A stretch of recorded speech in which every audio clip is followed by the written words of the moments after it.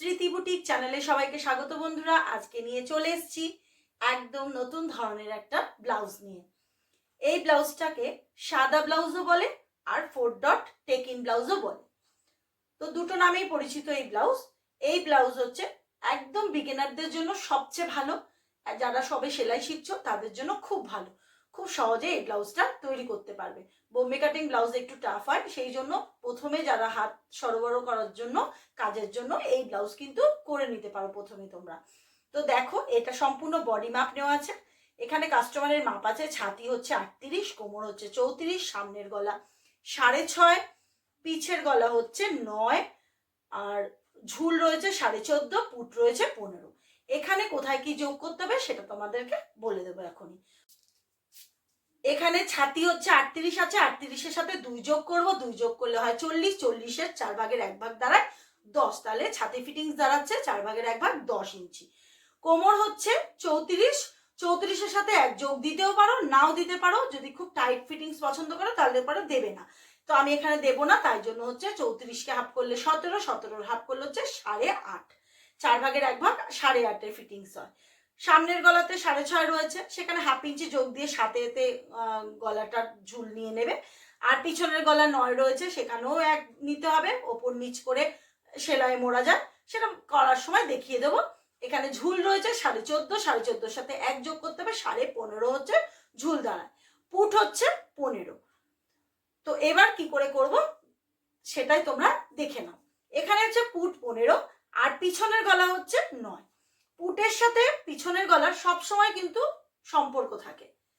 কাস্টমারের পুট নিতে হবে। আমি কিন্তু এর আগে অনেক ভিডিওতে দেখিয়ে দিয়েছি। দেখো, এখানে পুট আছে 15, 15-কে হাফ করলে 7.5, 7.5 থেকে দেখো 2 সুত 2 সুত করে কিন্তু মাইনাস করতে হবে, যতটা পিঠ নিয়ে যেতে হবে। যদি এখানে ব্যাকের 4-এর পিঠ থাকতো তাহলে এখানে 7 2 সুতে দাঁড়াতো। 5-এর পিঠ হলে 7, আর হচ্ছে 6-এর পিঠ হলো হচ্ছে 6.5 2 সুত, 7-এর পিঠ হলো হচ্ছে 6.5, আর 8-এর পিঠ হলে হচ্ছে 6 2 সুত, 9-এর পিঠ হলে হচ্ছে 6। তাহলে আমার এখানে ব্যাক ডিপ রয়েছে হচ্ছে 9, তাই জন্য আমি এখানে 6 ইঞ্চি নিয়ে নেব পুটটা। এটা কিন্তু সম্পূর্ণ বডি মাপ থেকে এটা নেওয়া হয়েছে। এখানে নেব হচ্ছে 6 ইঞ্চি। আমি নিয়ে নিলাম 6 ইঞ্চি।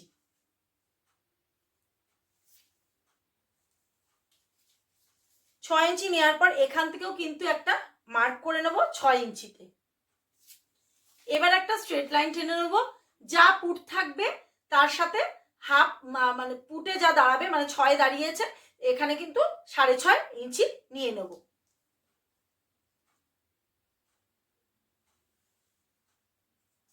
স্ট্রেট লাইন 6.5 ইঞ্চি নেওয়ার পরে এবারে কিন্তু আসে ছাতির লাইন। এখানে 10-এ হচ্ছে ফিটিংস। তো তোমরা এখানে 9.5 2 সুতে কিন্তু নিতে পারো, তাহলে কি পরে কিন্তু একটু স্ট্রেচ করলেই কিন্তু চলে আসবে 10-এ। তো আমি এখানে 9.5 2 সুতে ফিটিংসটা মাপটা নিয়ে নেব।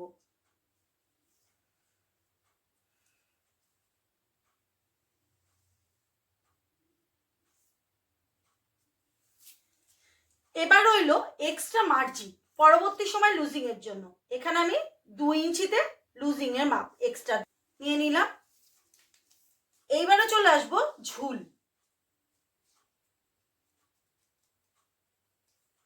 ঝুল হচ্ছে 15.5, তো 15.5 এখানেও তো একটা স্ট্রেট লাইন দিয়ে দেবো। এখান থেকে হচ্ছে কোমরের মাপ চলে আসে। কোমরের ফিটিংস হচ্ছে 8.5।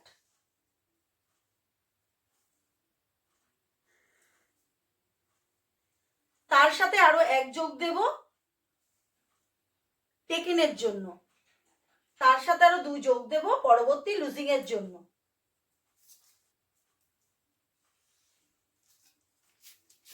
চলে আসবো আর্ম লাইনের দিকে। ঠিক এই ভেতর দিক করে 2 সুতে একটা মার্ক করব, এই ভেতর দিক করে। এখান থেকে এটা একটা লাইন টেনে নেব। এই কর্নার থেকে 1 ইঞ্চি 1 সুতে একটা মার্ক করব, আর এই কর্নার থেকে নিয়ে 1.5 ইঞ্চিতে একটা মার্ক করলাম। 1 ইঞ্চি 1 সুত হচ্ছে ফ্রন্টের আর্মহোল, আর 1.5 ইঞ্চি হচ্ছে ব্যাকের আর্মহোল। এইবার ঠিক এর নিচে এখান দিয়ে ভেতর থেকে ফিটিংসের ভেতর দিয়ে একে মার্ক করলাম। আর যে মেন ফিটিংস 10-এ ছিল সেটাতে নিচে মানে 9.5 2 সুত দেওয়া আছে এখানে, এখানে এর নিচে 1/2 ইঞ্চিতে মার্ক করলাম ফিটিংসের নিচে, আর এক্সট্রা মার্জিনের নিচে 1.25 মার্ক করলাম। তো এই মার্কগুলো কিন্তু করে নিতে হবে, তাহলে কিন্তু বগলে কাপড় কুঁচকে থাকবে না। এইবার ঠিক এই আলতো হাতে, এটা হচ্ছে ফ্রন্টের আর্মহোলের লাইন ভেতরেরটা, এখান দিয়ে আলতো হাতে ফ্রন্টে টাচ করে এই মিলিয়ে দিতে হবে। এইবারে চেক করে নিতে হবে যে আমার লাইনটা ঠিকঠাক আছে কিনা, মানে বগলের আর্মহোলটা ঠিকঠাক আসছে কিনা। সব সময়ের জন্য বগলের আর্মহোলের জন্য সব সময় সবার ক্ষেত্রে, সমস্ত ছাতির ক্ষেত্রে যদি ছাতি ফিটিংস 10-এ হচ্ছে, এখানে যেহেতু 10-এ হয়েছে, তার থেকে 2 কি 1.5 ইঞ্চি মাইনাস করতে হবে। তো এখানে যদি আমি 2 ইঞ্চি মাইনাস করি, এখানে হচ্ছে 8, আর যদি 1.5 ইঞ্চি মাইনাস করি তাহলে দাঁড়ায় 8.5। তা আমি এখানে 8.5-এ মাইনাস করব, দেখে নেব এইবার 8.5-এ আসছে কিনা।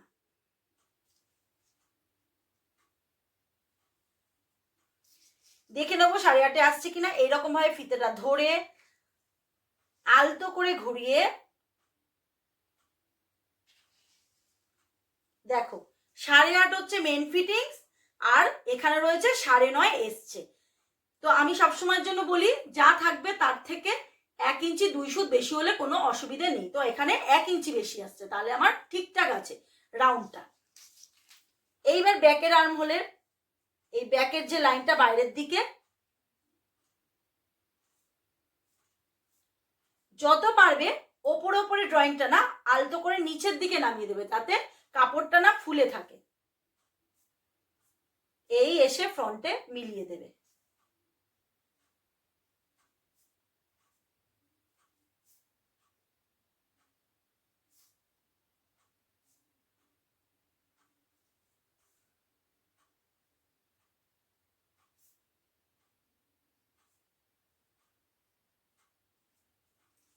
হয়ে গেল।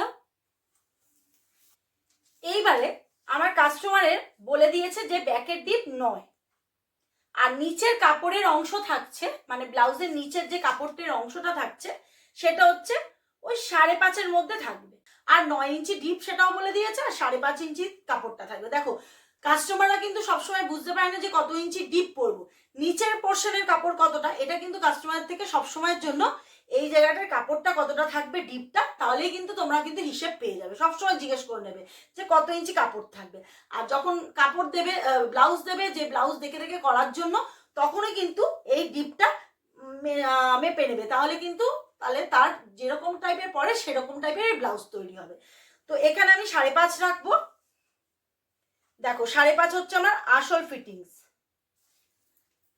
আর 1 ইঞ্চি এক্সট্রা দেব, এটা হচ্ছে এখানে 1/2 ইঞ্চি মোড়ায় যাবে আর নিচে 1/2 ইঞ্চি মোড়ায় যাবে, সেই জন্য। এবার দেখে নাও কত দাঁড়াচ্ছে পুট থেকে নিয়ে। এই দেখো তেরচা করে ধরলে দেখো, এই দেখো 9 ইঞ্চি থেকে এসে কিন্তু দাঁড়ালো। এটা তো মুড়ে গিয়ে কমে যাবে, তো আমার এখানে 9 ডিপি হলো।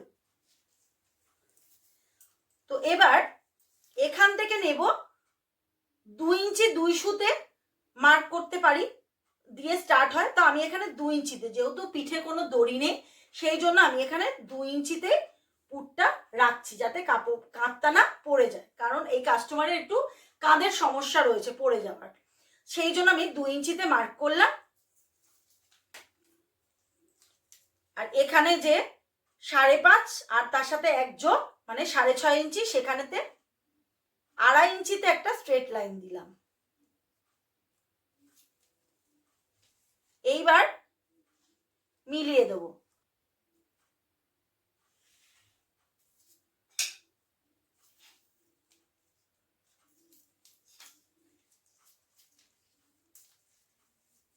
তো 2.5 ইঞ্চিতে আমার মনে হচ্ছে একটু যেন ছোট ছোট লাগছে, সেই জন্য আমি এখানে 2.25 মার্ক করলাম। খুব বেশি খোলামেলা পছন্দ করে না, সেই জন্য আমি 3.25 রাখলাম। এইবার এখানে একটা রাউন্ড শেপ দেব। দেখো এখানে একটা রাউন্ড শেপ দিয়ে নিয়েছি ব্যাকে। এইবার ঠিক এই সাইডে 1/2 ইঞ্চিতে একটা ডাউন করব।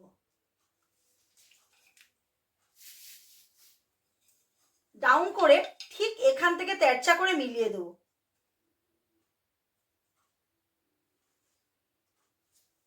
তাতে কি হবে, কাস্টমারের কাপটা যে পড়ে যাওয়ার সমস্যা থাকে সেটা হচ্ছে না। দেখো এটা যদি কেটে ফেলে দিই, এখান থেকে সেলাই হয়ে এখান থেকে মিলবে, তাহলে পরে কি হবে, কাপটা আটকে থাকবে, লক হয়ে যাবে। এইবারে চলে আসি টেকেনের মাপ। সবসময়ের জন্য যা ফিটিংস মাপ থাকবে সেটাকে হাফ করে নেবে। দেখো 4-2 সুতে দাঁড়াচ্ছে, এইরকম ভাবে টেকেনের মাপটা নিয়ে নেবে। তো 4-2 সুত ওপরেও তুলে নেবে।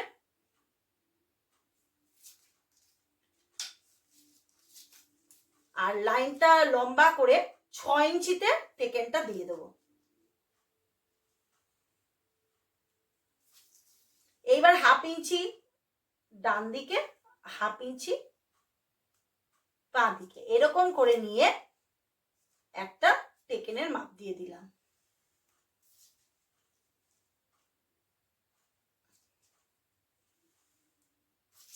বোঝা গেল? এইবার ঠিক এই কর্নার থেকে 1/2 ইঞ্চি 1 সুত মতন আমি একটু তুলে দিলাম, দিয়ে এই যে টেকেনের মাপটা রয়েছে এর সাথে মিলিয়ে দেবো।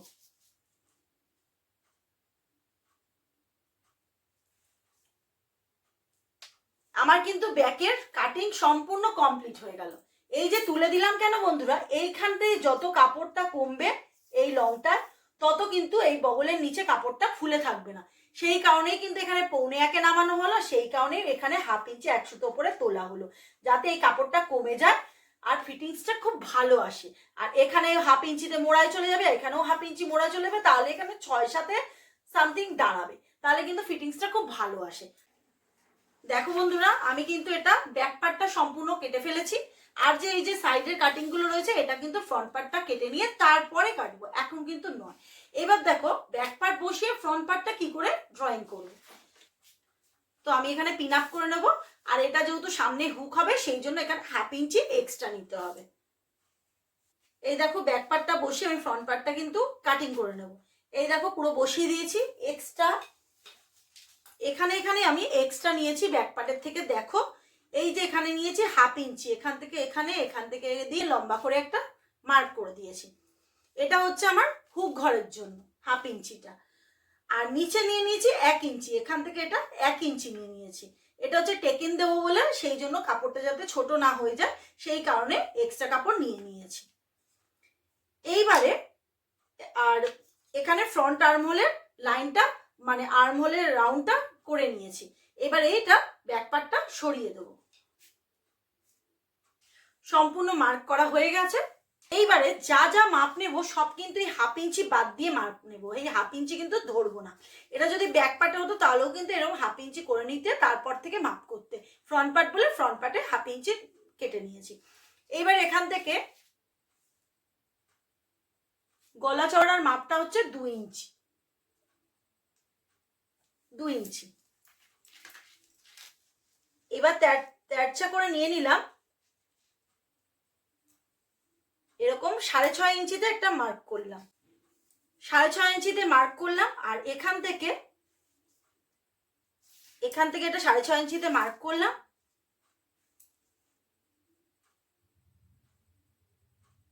আড়াই ইঞ্চিতে একটা স্ট্রেট লাইন কাটলাম।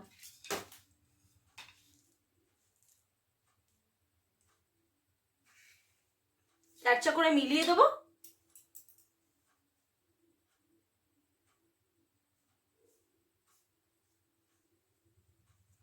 আর এখানে দিয়ে দিলাম রাউন্ড শেপ। বোঝা গেল? এইবারে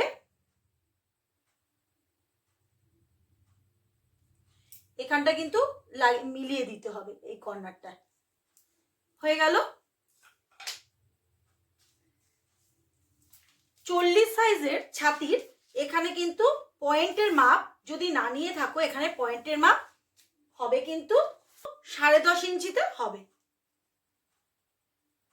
10.5 ইঞ্চি। আচ্ছা, এবার এই চওড়াটা কত হবে? এই চওড়াটা হবে 4.5 ইঞ্চি, 4.5 ইঞ্চি নিলাম। এই নিচ থেকেও তাই নেব, 4.5 ইঞ্চি,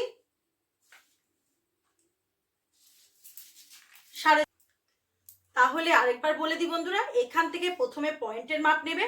পয়েন্টের মাপটা 10.5 এখানে নিয়েছি, এখানে কিন্তু 10.5 2 সুত বা 11 2 সুতও হতে পারে। এখান থেকে 10.5 থেকে 11 2 সুতের মধ্যে কিন্তু এই পয়েন্টের মাপটা হতে পারে।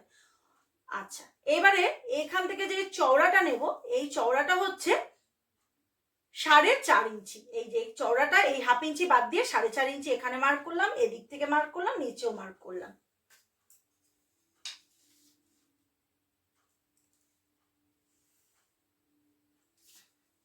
হয়ে গেল।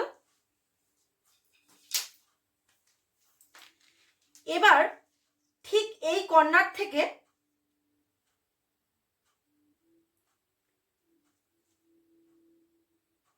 দেড় ইঞ্চিতে একটা মার্ক হবে।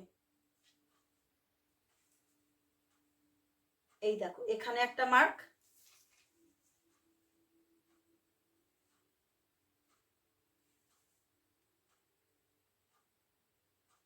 এখান থেকে 1.5 ইঞ্চি বা 1.5 ইঞ্চি 2 সুতেও দাগ দিতে পারো। এখান থেকে 1.5 ইঞ্চি 2 সুত, এখান থেকে 1.5 ইঞ্চি 2 সুত বা 1.5 ইঞ্চি তো মার্ক করতে পারো। আর এখান থেকে 2.5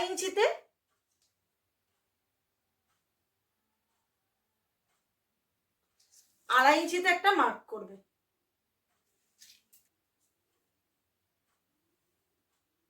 এখানে একটা লাইন টেনে নিলাম,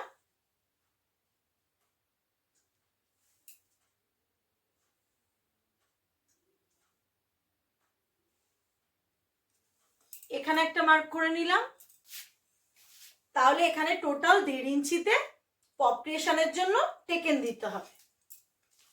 সম্পূর্ণ টেকেনের উপরেই কিন্তু পপটা হবে। এই দেখো, এখানে একটা মার্ক করলাম,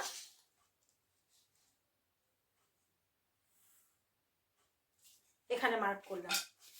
এইবার এই যে 1.5 ইঞ্চি যে পপটা দেব, তার জন্য তো কাপড়টা ছোট হয়ে যাবে মেন কাপড় থেকে। সেই কারণে এই সাইডে 1 ইঞ্চি 2 সুতে একটা মার্ক করতে হবে। তো যেহেতু আমার 2 ইঞ্চি নেওয়া রয়েছে, তার জন্য আমি 1 ইঞ্চি 2 সুতে মার্ক করছি। এখানে পুরোপুরি 1.5 ইঞ্চি না নিলেও চলবে। এই নিচে ওপরে টোটাল 1 ইঞ্চি 2 সুতে মার্ক করলাম। এই সাইডে মানে আর্মহোলের দিকে 1.25 মার্ক করলাম। যেটা বেশি হবে সেটা কেটে ফেলে দেবো। দেখো, এখানে স্কেল দিয়ে মার্ক করে নিয়েছি। আর এখানে যে 1.5 ইঞ্চিতে মার্কটা ছিল, এটা স্ট্রেট এরকম ভাবে নিয়ে নিয়েছি। এবারে বলি, এটা হচ্ছে 1.5 ইঞ্চিতে পপটা হচ্ছে, পপের জন্য টেকেনটা হচ্ছে। আর এইগুলো সব কিন্তু টোটাল হাফ ইঞ্চি, মানে এরকম ফিতে বসিয়ে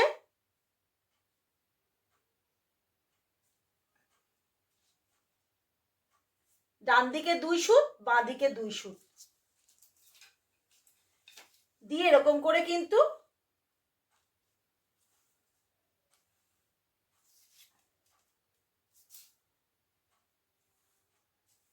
মার্ক করে নিচ্ছি। এটাও তাই, এখানেও তাই।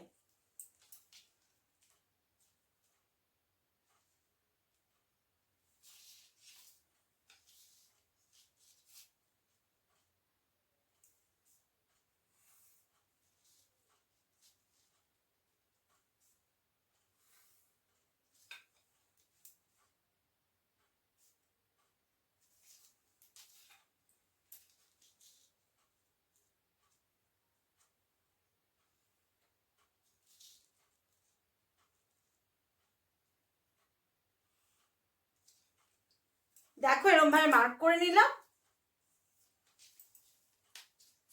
আর এখানে হাফ ইঞ্চিতে একটা ডাউন কেটে নিলাম। এর সাথে এটা মিলিয়ে দেবো। দেখো এখানে সমস্ত 1/2 ইঞ্চি করে কিন্তু মার্ক করে নিচ্ছি, টোটালে 1/2 ইঞ্চি, ডান দিকে 2 সুত বাঁ দিকে 2 সুত, সবটা দুটোই এই তিনটেই তাই, এটাই শুধু টোটালে 1.5 ইঞ্চিতে মার্ক করা হয়েছে। আর এখানে হাফ ডাউন দিয়ে পুটটা দেওয়া হয়েছে। এইবারে সম্পূর্ণ এরকম ভাবে কাটিং করে নিয়ে নেব, আর প্রতিটাতে কাটমার্ক দিয়ে দেবো, যেহেতু এটা পেপারে কাটিং করেছি। আচ্ছা, আরেকটা কথা বলে রাখি বন্ধুরা, তোমরা কিন্তু অনায়াসে কিন্তু মেন ফেব্রিকে বসিয়ে কিন্তু এটা কাটতে পারো, কারণ হচ্ছে এইরকম সাইডে কিন্তু আমি এক্সট্রা করে নিয়ে নিয়েছি। আর এরকম টাইপের যদি পেপার কাটিং নিতে হয় তাহলে কিন্তু আমার সাথে আমার কমেন্ট বক্সে কিন্তু যোগাযোগ করতে পারো আমার সাথে, তাহলে আমি একদম ছাতির মাপ অনুযায়ী সমস্ত কিন্তু রেডি করে এরকম পেপার কাটিং করে দিতে পারবো। তো এরকম paper cutting bra cut, Bombay cut blouse বলো, প্রিন্সেপ কাট ব্লাউজ, 4 ডটের ব্লাউজ, টেকিন ব্লাউজ, সমস্ত রকমের ব্লাউজের উপরেই কিন্তু এরকম ভাবে পেপার কাটিং করে দেওয়া যাবে। তো তোমরা যদি যোগাযোগ করতে চাও যোগাযোগ করতে পারো, আর যদি কেউ আমার কাছে শিখতে চাও তাহলেও কিন্তু তোমরা যোগাযোগ করতে পারো। তো চলো এবারে এটা কাটিং করে নেব। হ্যাঁ ওই বসা, পুরোটা কাটিং করে নিয়েছি ফ্রন্ট পার্টটা। এবার দেখো বন্ধুরা, খুব ইম্পর্টেন্ট জিনিস দেখো, এই জায়গা দেখছো এই যে টেকেনের মিডিলের যে লাইনটা, এখানে কাটমার্ক দিয়েছি, এখানে যে বাড়তি নিয়েছি তার কাটমার্ক, এখানে কাটমার্ক, এদিকে কাটমার্ক, নিচে কাটমার্ক, এই সাইডে টেকিনের 1.5 ইঞ্চি টেকিনের কাটমার্ক, এখানে 1 ইঞ্চিতে মার্ক করা তার কাটমার্ক, এই মিডিলেও যে টেকেন নিয়েছি তার কাটমার্ক, সমস্ত কাটিং করে নিয়েছি। এইবারে এইটা যেহেতু কাগজের মধ্যে হয়েছে তাই জন্য এই 4টে পয়েন্টও কিন্তু কাটমার্ক করে নেব। যদি কাপড়ে হতো তাহলে কিন্তু নিতে না, তোমরা কাপড়ে অপর পিঠ ফেলে পয়েন্ট করে নিতে পেন দিয়ে বা চক দিয়ে। তো যেহেতু এটা কাগজে করেছি সেই জন্য এখানে কাটমার্ক দেবো। দেখো বন্ধুরা, এখানেও কিন্তু কাটমার্ক করে নিয়েছি, সম্পূর্ণ ফ্রন্ট পার্ট রেডি হয়ে গেছে। এইবারে ব্যাক পার্টটা নিয়ে এসেছি, ব্যাক পার্টের যে এই বাড়তিটা আছে এটা কেটে ফেলবো, আর এখানে এই ডাউনটা কেটে নেব, তাহলেই কিন্তু আমার সম্পূর্ণ 4 ডটের ব্লাউজ কাটিং রেডি হয়ে গেল। তোমরা দেখো বন্ধুরা, এই ব্যাক পার্টের কিন্তু এটা পুরো কেটে নেব।